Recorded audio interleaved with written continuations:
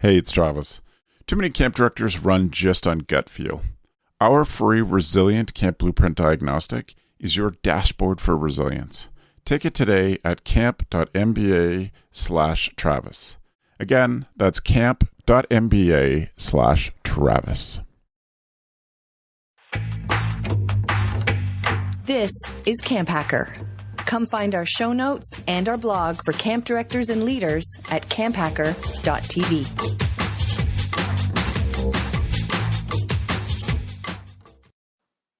Good day and welcome to our podcast. This is CampHacker, episode 95, recorded on the 16th of November, 2016. On today's show, budgets and pricing for camps.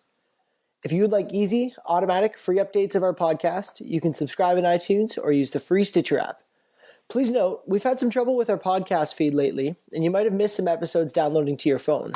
With this episode, we've set things back up all properly, and you should see all the episodes from 92 through to 95. If not, check our show on your podcast app, and you can manually download the missing shows. This week's CampHacker Podcast is sponsored by Go Camp Pro. Go Camp Pro is a year-round online camp conference for the true summer camp mavericks, the camp pros who can't stand it when people say, "But that's not how we do it around here." Go Camp Pro is a community of year-round summer camp staffers who empower each other to make the big changes that camp needs so our campers and staff will go and change the world. To try it free for 1 week, go to www.gocamp.pro. And this week's CampHacker Podcast is sponsored in part by camp pros like you who support the show on Patreon. We want to thank those patrons who've been supporting the show from the beginning and without fail. David G., Andy L., Marie W., Teresa ML, Lisa Summer Fun, Ann J., Jack and Laura, and Mark P. If you've got even one good idea from the CampHacker Podcast, you can show your support for the show for as little as $1 per episode. We've got some great rewards too, just like a Kickstarter campaign. Please go to patreon.com/CampHacker. We hope you enjoy the CampHacker show.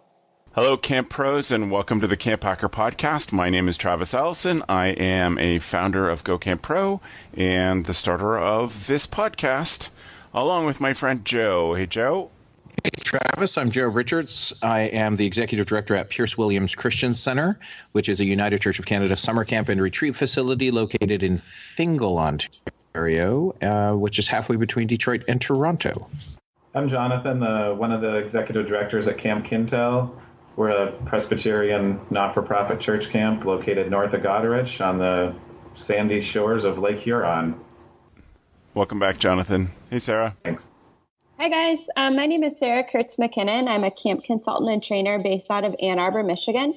My business is called Kurtz McKinnon Creative, and I'm also a partner at Go Camp Pro. Awesome.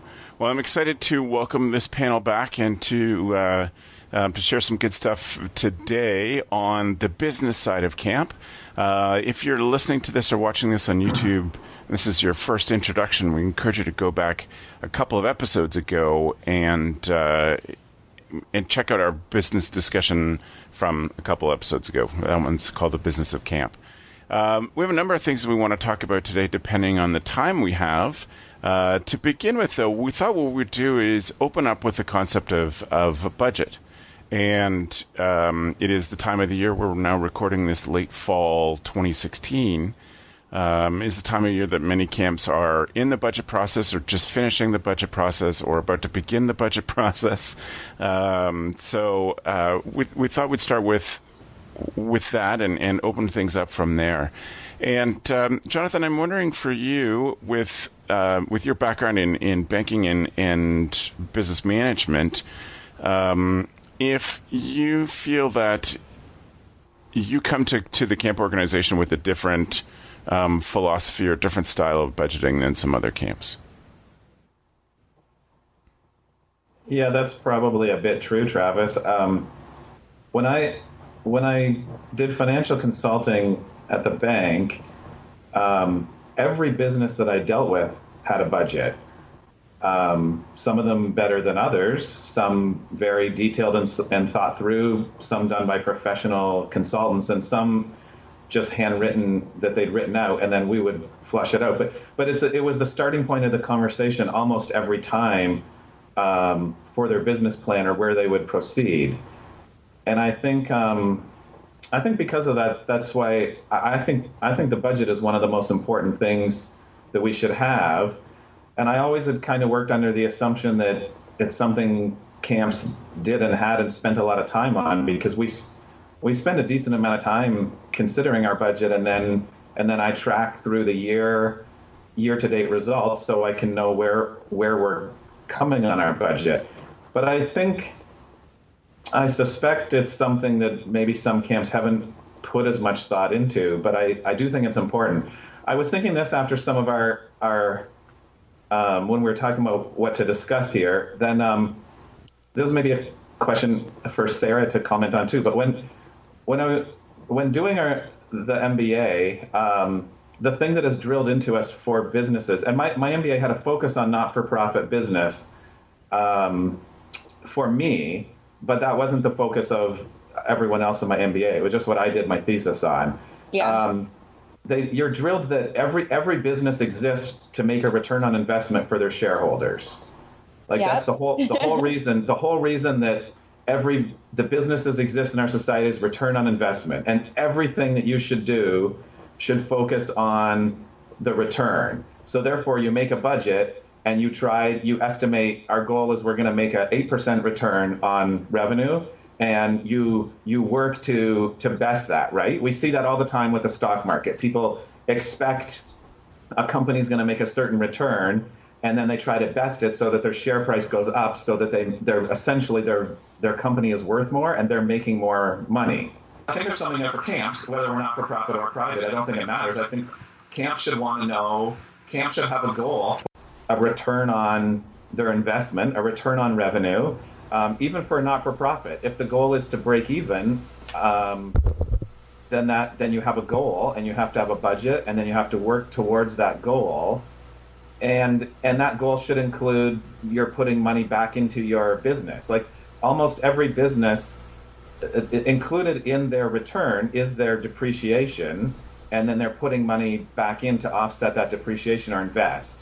So that's a long story, but I think that's why the budget is important, that we think about it, and so we work towards managing to meet our goals. Right. So, Johnathon, you talked about, and again, I'd ask people to go check out the previous show where you talked about how well you track things in spreadsheets along the way, but the annual budgeting process, how long does that take for you folks at Kintail? The specific process doesn't take very long at all, because we're working on it kind of consistently. Like we're always working 1 to 2 years ahead, kind of ongoing. We have the budget spreadsheet, and we're kind of plugging numbers in based on a few different factors of where we're going and where we're heading. I think,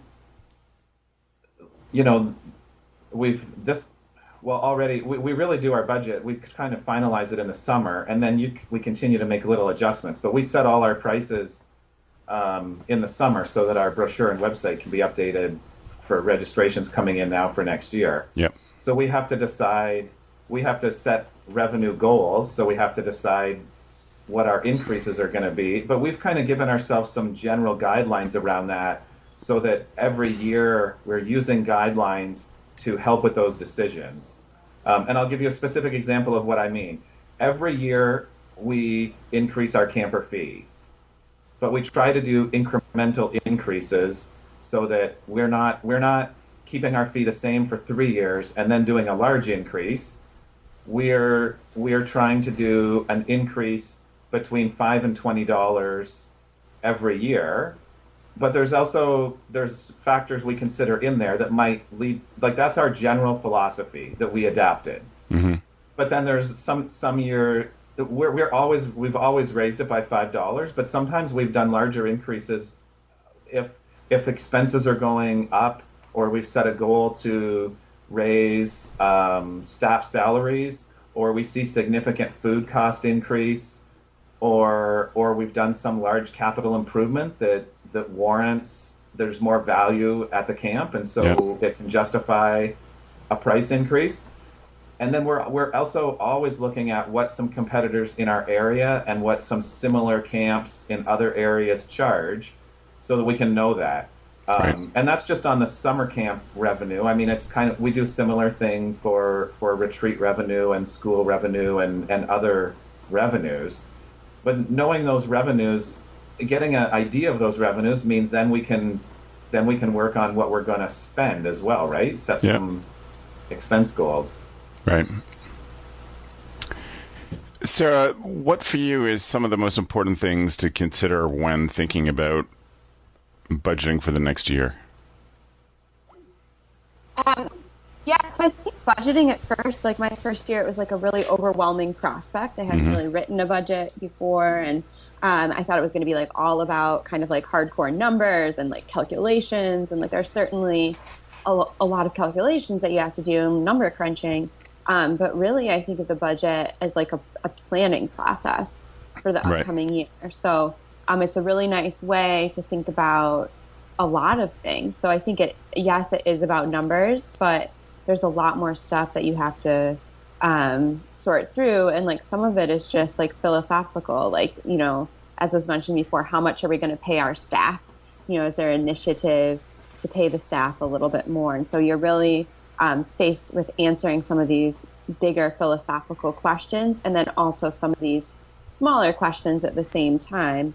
And so I found it like a very useful exercise in mapping out not just my philosophies for the upcoming year, but when and how I was going to execute the things I said I was going to do. So I think approaching the budget like that is a really nice way to think about it. And with budgeting, like sometimes you feel like you're writing it in isolation, but it's really important to review it with people, even if you are the executive director, with some trusted board members while it's still in draft form, with another fellow executive director, just like, hey, does this check out for you for like gasoline expenditures? Like, what are you putting at, you know, for your estimated cost for this year? Because there's a lot of things where you're making a lot of assumptions. And so the more people you have putting input into those assumptions, the more accurate they're going to be. Right. What's the process like at Pierce Williams, Joe?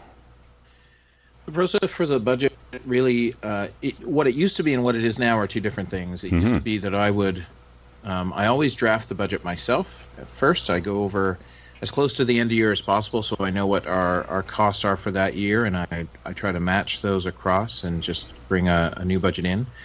And we used to have a budget committee that was part of our finance. We haven't for a little while, but it goes to the board in January, February, and then is approved for our March AGM. And essentially all the same things that are looked at. We're just trying to make sure that we break even as a nonprofit. Right. And there's a couple of things that Johnathon mentioned where we don't break even, which is we have not built our amortization into our budget. So for those who aren't budget savvy, essentially we're amortizing our buildings that we've owned for 60 years. And just due to rules in Canada, we had to, a few years ago, put those in our budget lines now. And so we're paying $50,000 to $70,000 every year on paper to amortize those buildings. And in theory, I should be making $50,000 to $70,000 in real cash to put back into those buildings for maintenance and upkeep, so that over the course of the next 20 to 30 years, all of our buildings would be kept up moving forward. And so right now, it looks like on paper that we take a loss of that $50,000 to $70,000 every year, but really it's buildings we own, so it's not a true loss of cash. But our board is currently correcting that, and so we talk a lot right now about budgets and our camp pricing. We have not been doing pricing correctly. As a ministry, a lot of United Church camps in Canada have kept their rates artificially low just to make sure that camp stays affordable to campers. But the challenge that has led to is that now you have a whole bunch of camps with low prices and not enough money to invest in the infrastructure or in the staffing, and so you're starting to get a lot of challenges in those areas. So we're slowly correcting those things, and by slowly, I mean like this year we have a $50 or a $60 increase in our camp fees, so it's a big jump. Yep. But these things happen. Right. And, all right. We're hoping that it'll be fine. And part of that is due to trying to look forward into the future and see where changes, what's changing around you. So for us, our church, our organization that we are affiliated with is changing, and so we might lose some money that we get from them every year. And we're looking at we've never done an annual campaign before for our budget to make up for the difference between cost of camp and actual the cost of what we take in for camp and the actual cost of camp. So budgeting for us is trying to play with those numbers and make it every year. One of the things that I remember an old finance committee member say is that the budget is not carved in stone. It's a living and working document. So that really helps when you have an emergency and you need to spend money, right, rather than a board member saying, well, we can't buy a new fridge because it's not in the budget. And you saying, but we need a new fridge because rental groups are coming in 3 days. Yeah. Right. So that has really helped us over the years to understand that the budget is a moving and living document that we can work with and go to. Right. All right. So there's some interesting stuff about pricing that I want to come back to, but I wonder, Johnathon or Sarah, either one of you are welcome to jump in. I wonder if there is, if there's stuff you had to learn to do to be better at budgeting. If there's stuff that I mean, maybe it's like the budget's a living document that gave you some clarity on this process when you're doing it. I'll suggest something first, Travis. And then, I think if people want to either check their existing budget or they just want to work on a budget, I think a good starting point is you want to look for what your trends are, and the easy way to do that, it should be minimum of 3 years actual history. 5 is ideal. I really think if you take your last 5 years of data, I mean, do whatever you want with it, but put the last 5 years in a spreadsheet and figure out what the average is for each one, for especially the major expense items. So you figure out what your average was for 5 years, but also look for trends.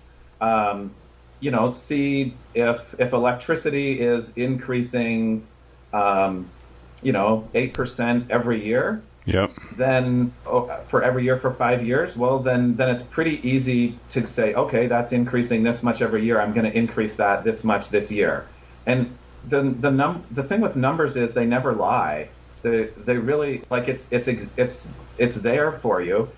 But if you just take 5 years and look at that and look at the average, but also look at the trend, and especially with the major expenses like food costs for all of us, after personnel, food is probably the second biggest cost. Yeah. And I don't think people need to drill down to, I really don't think, like what Sarah said, it's kind of, you have this document and you work with it.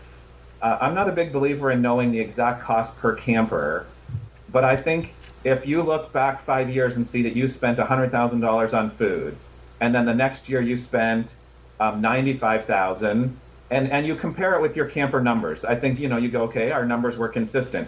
Then we had a 20% increase in campers, and our food costs went up 20% to $120,000. Mm-hmm. You go, okay, that correlates, and that's reasonable.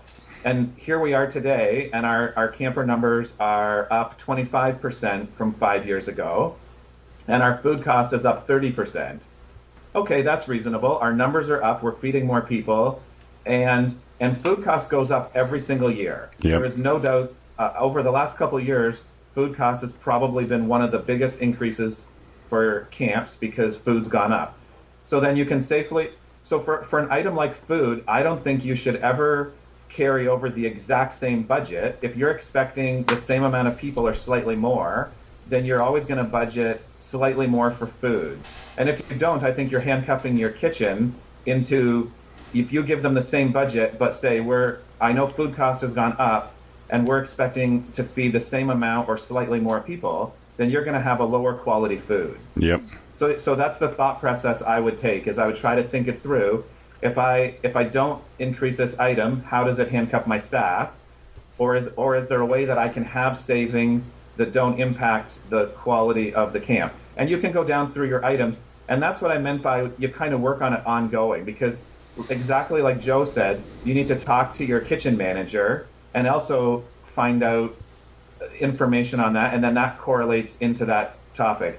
And I don't think people need to get worried about exact numbers and exact ratios for the budget, just general. Like if your actual last year was 121,900 on food, and you think you want to just put it up a few percent, then you round your budget up to 125,000, and that's your budget. You don't have to worry. I think sometimes people get scared about it because they worry about getting very precise exact numbers, but right. Not necessary. Yeah.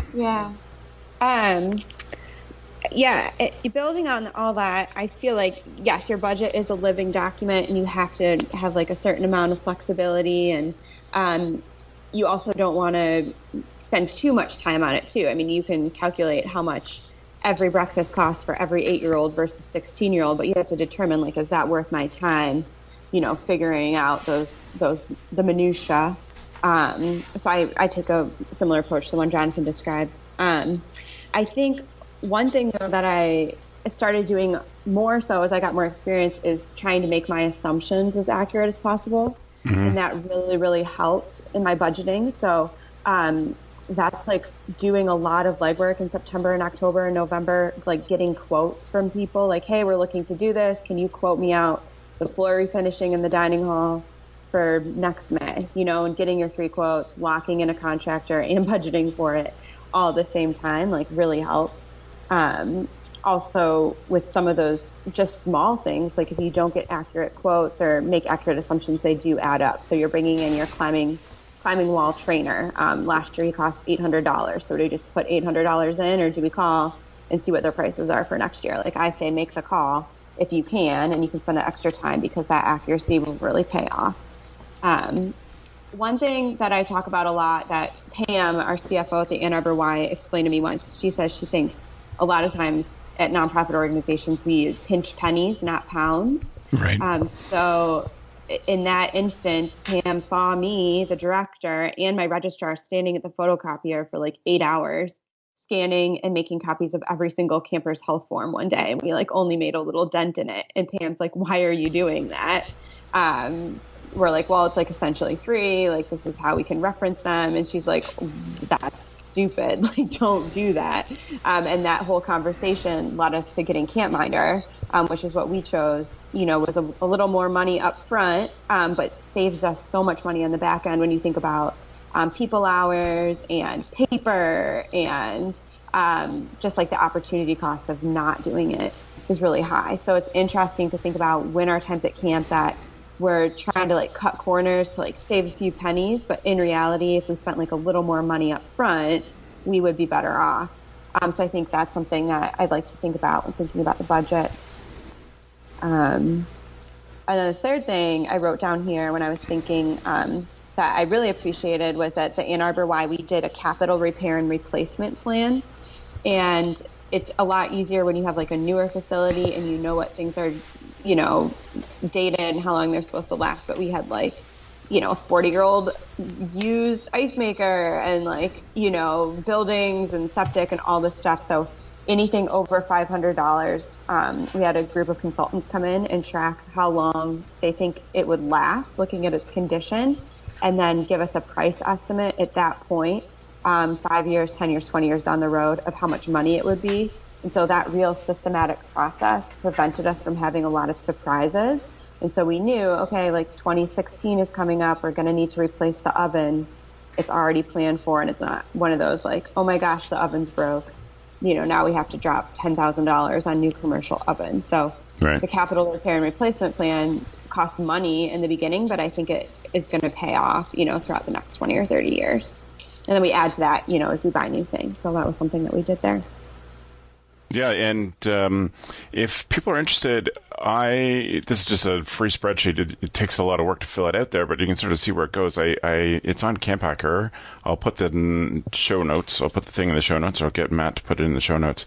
It's called the Life Cycle Plan, and it's just a spreadsheet of here's buildings, here's when it's built, here's how long it should last, here's how much it would cost us per square foot to replace this.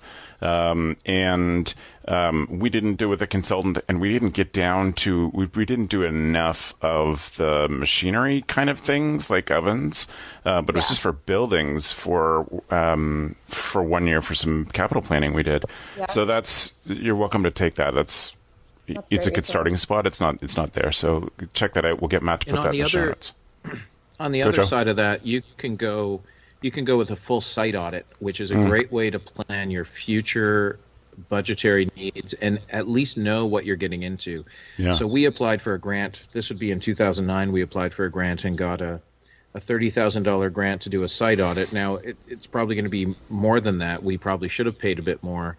But a board member was at the architecture firm. And essentially, you're hiring an architecture firm or to contract out, septic engineers and pool engineers and structural engineers and people to come in and look at all of your buildings and say, this is where, so this building is where, this is where it's at, this is the date it's built, this is the size. They gave I can't stress enough that a site audit, it arrived in 2 binders.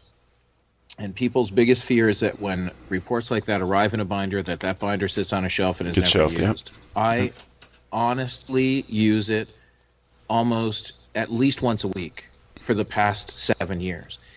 I have it digitally, and I have it this morning I had an insurance meeting, and she said, well, I need the layout of the buildings with the square footage. And I said, oh, well, I went and got the binder, and I said, so you need this section of the binder? She's like, yes. And do you know what they're built of? And I said, oh, well, that would be back in this section of the binder. Yeah. And it's easy enough for me to take those digitally and just email them off to the insurance company. The other great thing it did is when we needed to do new fire exit plans for our fire safety stuff, we could just use those floor plans that the architecture firm had put in digitally and modify those for that. And one of the things that you brought up for me, Sarah, in terms of budgeting, so 2 thoughts that have come up for me that are pretty short. Budgeting's not my favorite topic, which is why I bring folks on like you folks.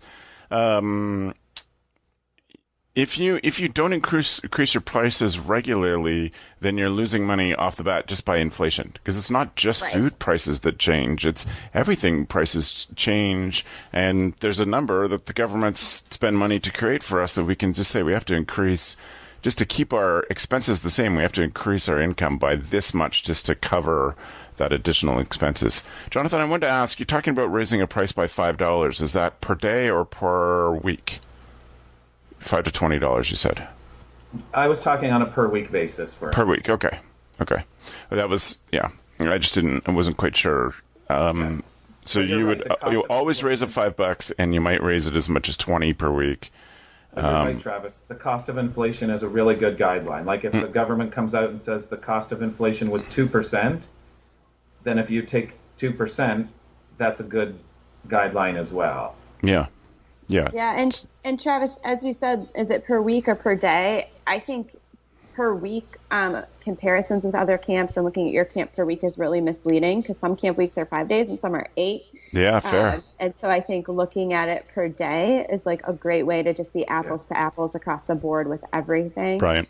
I agree totally with Sarah. That's why my long pause when you asked me per day or week, because and I preface it saying for us, yes, that's what we're doing. Gotcha. But I totally agree with Sarah. If you want to compare stuff with another camp, I 100% agree, because it takes the differentiation away between a 6-day camp and a 5-day camp. Right. Was there more you were going to say about that, Sarah? Nope. Okay. Sarah was talking about staffing budgeting and how that relates and the changes, and you have to count if you want to increase some programs or decrease some programs, etc. But in staffing budgeting in general, as camps, and this is a bit of a soapbox for me, but so long-time listeners will have heard me say this many times, that we don't have an appreciation for, we always undervalue our staff in terms of the commitment that they have. and the money we pay them, but we don't take into account in our budgeting the value of our staff. We're lucky because staffing's pretty cheap for summer camps. In some areas, it's a lot cheaper than others. In some organizations, it's a lot cheaper than others. But for the amount of hours that people put in, staffing's quite cheap. But one of the things that always frustrates me, and it's not a dollar thing. Well, it's a piece of knowledge that I think you have. It comes back to the photocopier.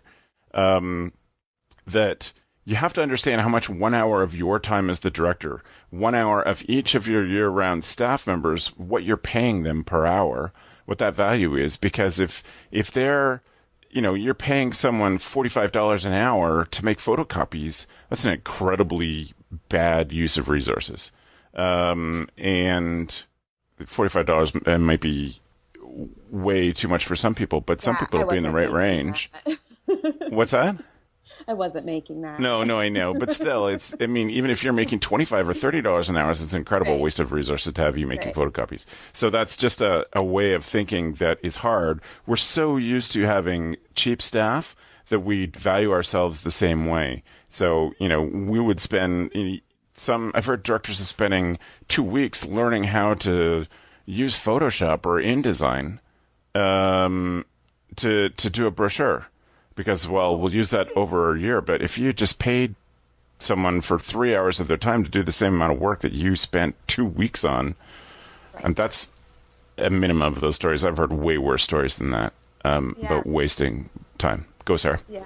As a camp director, you have to know how to do so many things, but it's impossible to think that we're an expert at so many things. So, like my husband's a carpenter by trade and a home builder. And so people will be like, oh, like I'm just going to do my kitchen. I'm going to get some stuff from IKEA and remodel my whole kitchen. And he's always getting those calls where someone's like, so I tried it and now I need help, or, so I think that we as camp directors have to think, in the way of we can't be an expert at everything. And we have to outsource as much as possible so we can do the purest functions of our job as well as possible. We shouldn't be personally, I've laid floors at camp, I've fixed toilets, I shouldn't be doing that stuff. It's not going to last.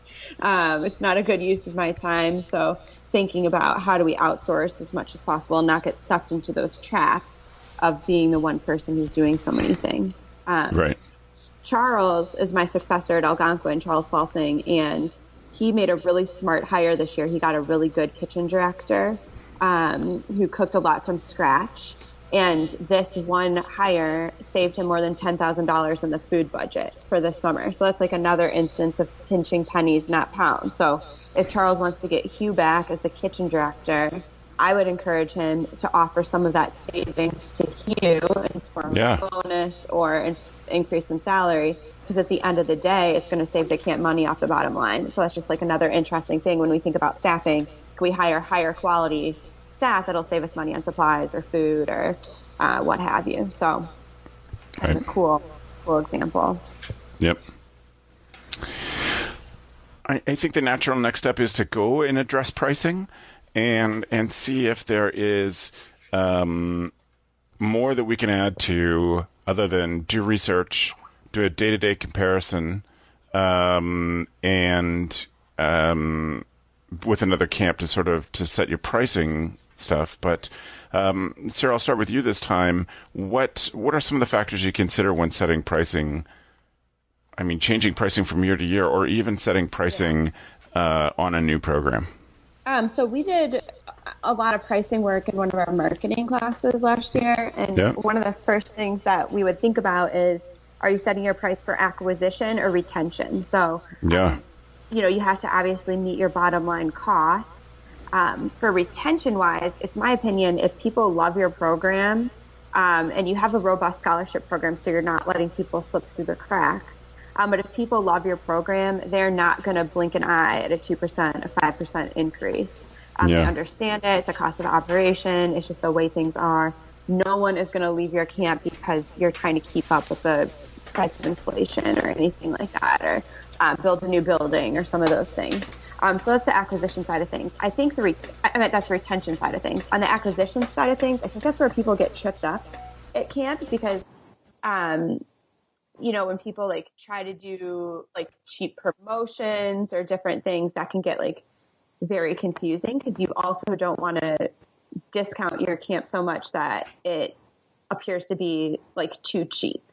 Do you know what I mean by that, Jonathan? Like, you don't want to like run a promotion, and like I wouldn't send a kid of mine to like a super cheap camp. I'd be like, well, like they don't have any staff. Like, how are they doing things? Like, what's going on? So you have to set your baseline price at like a reasonable level. And I don't think that we're going to attract campers just by offering like discounts or cheap rates necessarily. It has to be like deeper than that for a price of something like summer camp that's not just like milk at the grocery store. Like, this is an investment decision and not like a one-time purchase. Yeah, I totally agree with you, Sarah. And I think what you're saying is exactly right. And I think parents would rather see some capital improvement at the camp and pay more, Yes. pay a larger fee, knowing that some of that is happening, or knowing that their children are getting excellent care because you hired more staff, or you increased the staff pay, or however you're doing it to make things great for their kids. Right. But they would pay more for that, not less. I 100% agree with you. Right. And do you guys have Groupon in Canada? Yep. Yes. Yep. Oh, cool. I just didn't know if that was like a multinational thing. Yeah. And so it is interesting. Like, you'll see on the Summer Camp Pros Facebook page every once in a while, someone will ask like, oh, should I run a Groupon promotion or should I run like a special? But the thing that happens when you run these deep discounts is people wait and only register during those deep discount times. So you don't want to undermine the established value that you've made for your camp with X price by running these deep promotional discounts. Like, that's not what we're selling camp on. So those people can get tripped up on those very often, because like I never go to this one sushi restaurant in Ann Arbor unless I have a Groupon. Like, I wouldn't do it because why pay full price if I can just wait another week and get all my sushi like 60% off? Yeah. I just compared sushi to camp. That might have been a stretch. But Sounds you know perfect. what I mean? There, like, I feel like we can't discount camp because it is a real awesome thing, Yeah. and it takes a lot to put it on. So we can't do that to ourselves. Any other stuff you'd add, Jonathan, in terms of pricing thinking? I was just thinking, I think you have to take both, right? The revenue side and the expense side, and then you work back and forth with them. So we talked a fair bit about, working out our expenses and getting an idea of capital, getting an idea of if we're going to give a wage increase. And then on the other side, I think for the income, you do want to try to get an estimate of the income. So I just use a simple spreadsheet I made listing our summer camps and the weeks of the camps, the cost, how many campers we expect to have in each week. And I try to be very realistic. Like, if we had 90 campers in that camp for the past 2 years, there's no reason for me to expect we won't have 90 again. So I put in 90. And then on an overall basis, say we had 1,400 campers last summer and we grew by 10%, then it's realistic to think that something like that could happen again. So, I kind of work down, and then you get that number, and then it gives you a solid revenue number. And then you can make little adjustments. You can say, okay, well, really, based on my expenses, I was really hoping to get $500,000 of camper revenue. And so then you can play with your pricing a bit and say, okay, well, if those expenses are gonna be met and I want this revenue target, then I'm gonna have to increase my price by $30 a camper, or I'm gonna have to have more volume of campers.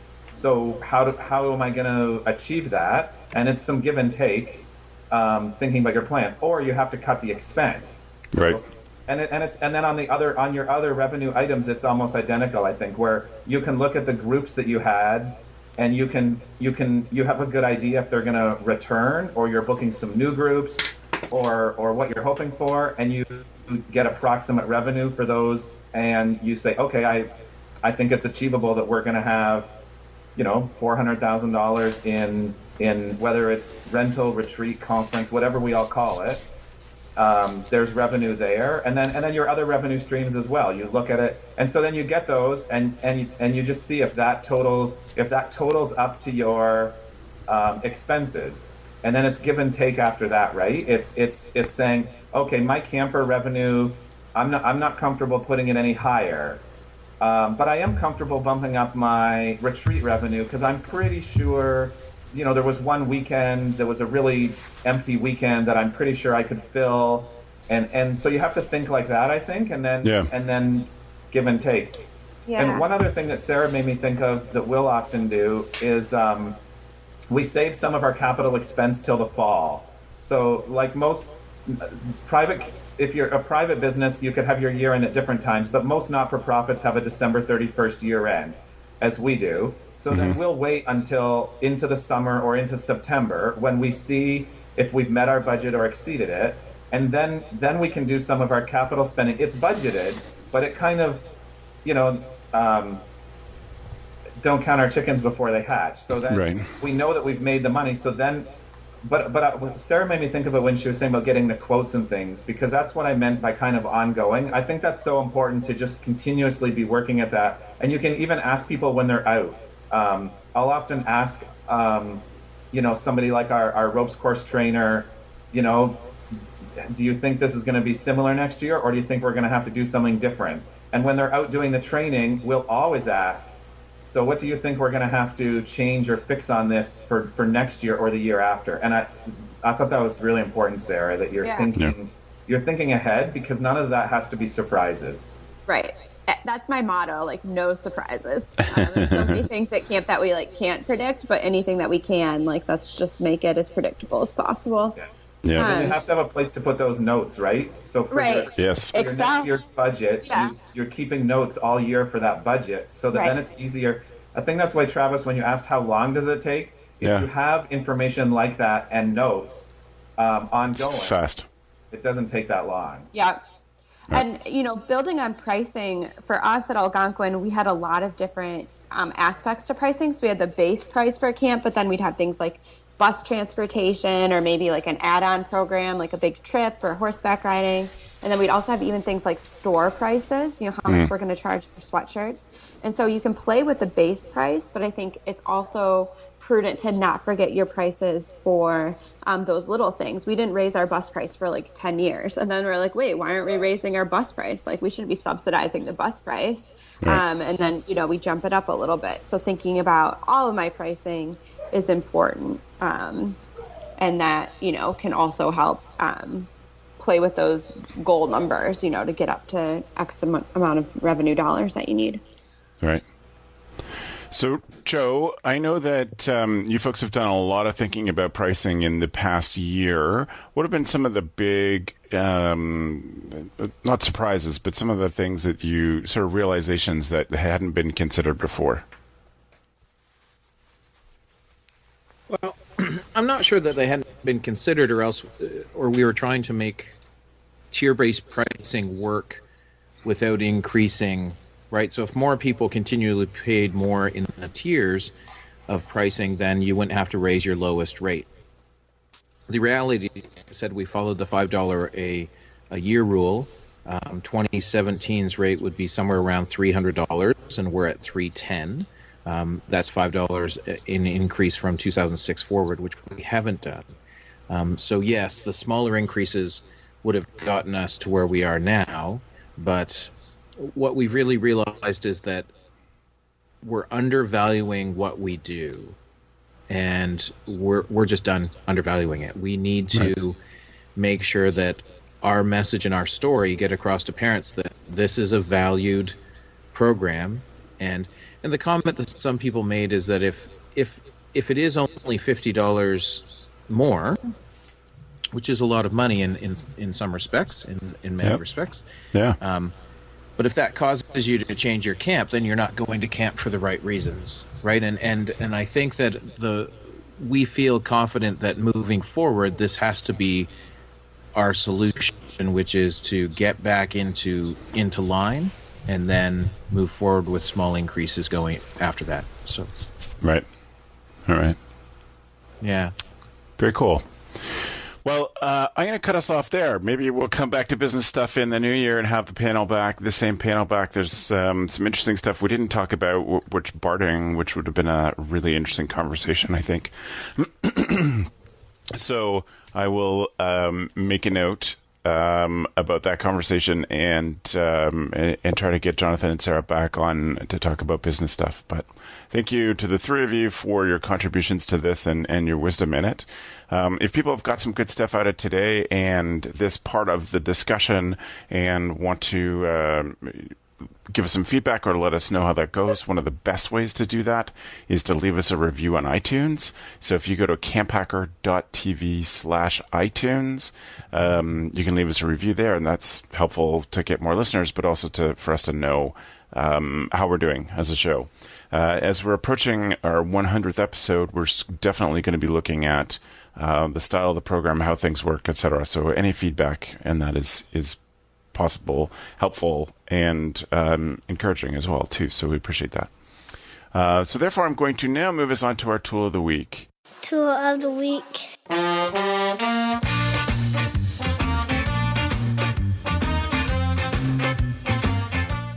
I've asked each panelist to bring something to the table today that helps them be a better camp director.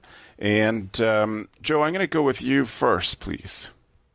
So my tool of the week this week is a product from Levenger, and Levenger they started as a leather craft company where they make wallets and stuff, and so it's a pocket briefcase, which is essentially a wallet that fits an index card size piece of paper so that you can take notes. You always have notes, and mine is the International Pocket Briefcase. I got it as a gift from an outgoing camp director a few years ago. I'm 5 years into this wallet, and it looks almost as new as the day I got it. And it's one of those things you don't realize you use every day, but I literally use it every day, and it's amazing. They have a variety of pocket briefcases, some that fit phones, some that just have cards. Mine is a credit card, 3 or 4 slots for credit cards and whatnot, and a money pouch and all of those things. So I would highly recommend the Levenger International Pocket Briefcase, which costs $69 US is what the going rate is right now. So great. Thanks, Joe.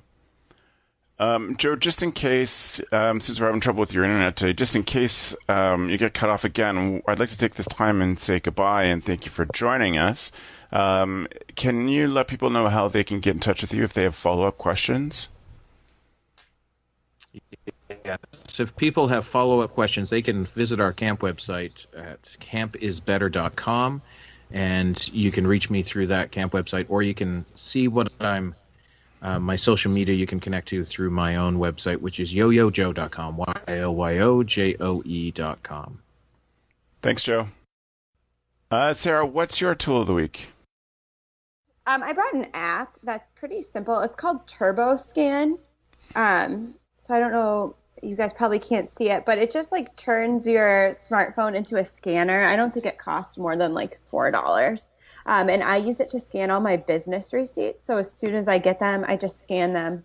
The quality is fine. And then I have them sorted into different sections according to my budget. And then you can email yourself a PDF of all the receipts.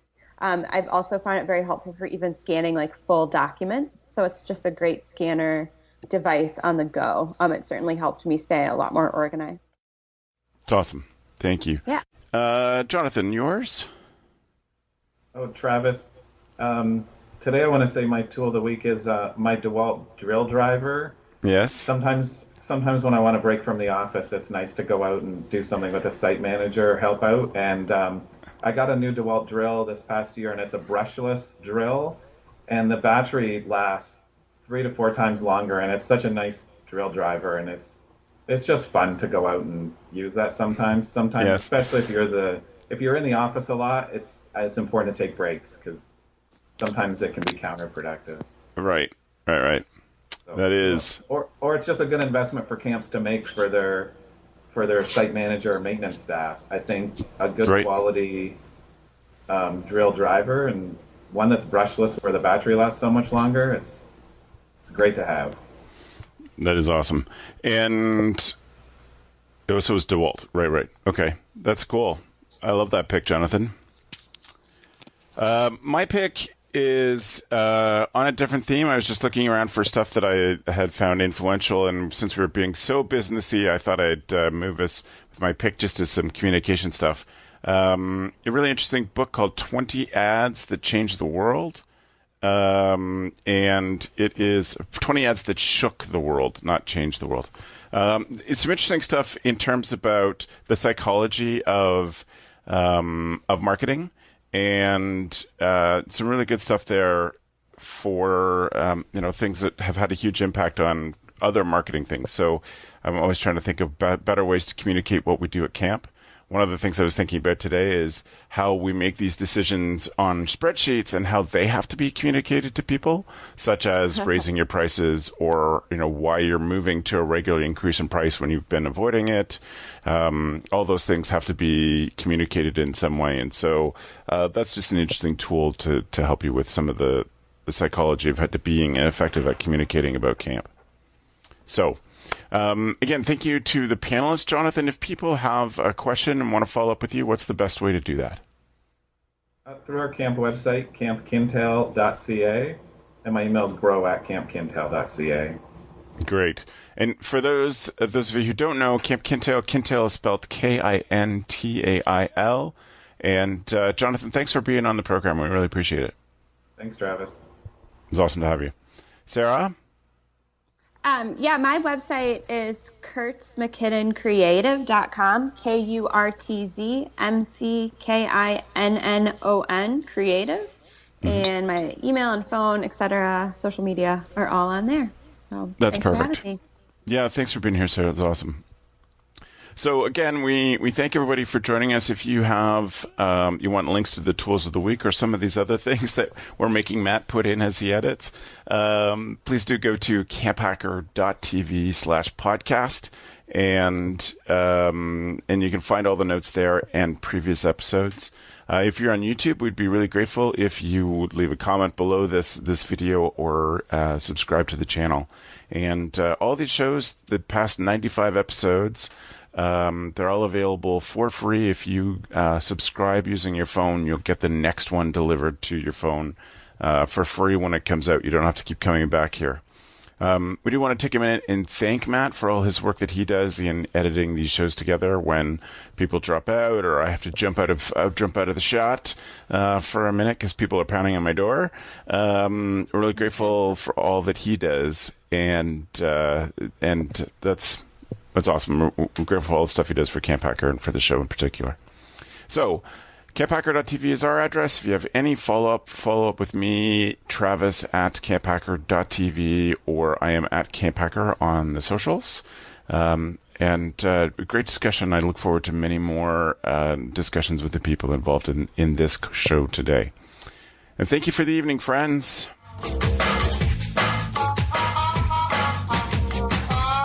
The CampHacker Podcast is brought to you by Beth and Travis Allison, summer camp leadership training and marketing consultants.